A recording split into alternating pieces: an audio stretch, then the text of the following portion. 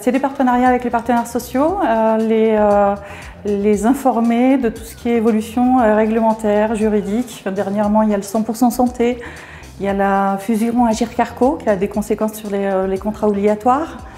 Et voilà, être près d'eux. Leur faire toucher aussi du doigt l'évolution de la protection sociale parce que c'est des enjeux qui sont assez forts et les accompagner.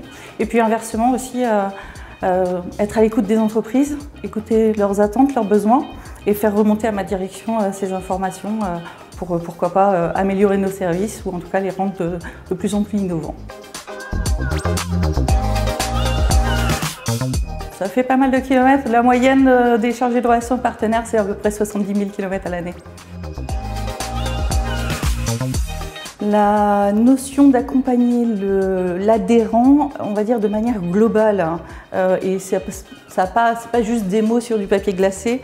Et quand je dis ma manière globale, c'est pas juste rembourser des frais de santé, c'est accompagner sur tout l'ensemble des déterminants de santé, parce que nous on parle plus maintenant comme ça.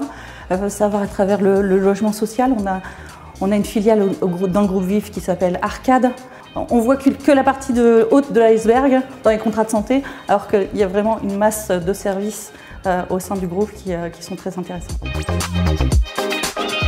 Ouais, le défi, j'ai envie de vous le renvoyer au MEDEF 66, à l'UPE. Et pourquoi pas organiser un débat un peu profond avec le maximum de public sur l'évolution de la protection sociale, l'avenir de celle-ci, l'impact que ça pourrait avoir sur les conséquences en fonction de cet avenir. Pour être un peu provocante, le rôle des entreprises dans la santé des salariés. Je pense que ça peut être très intéressant. Et puis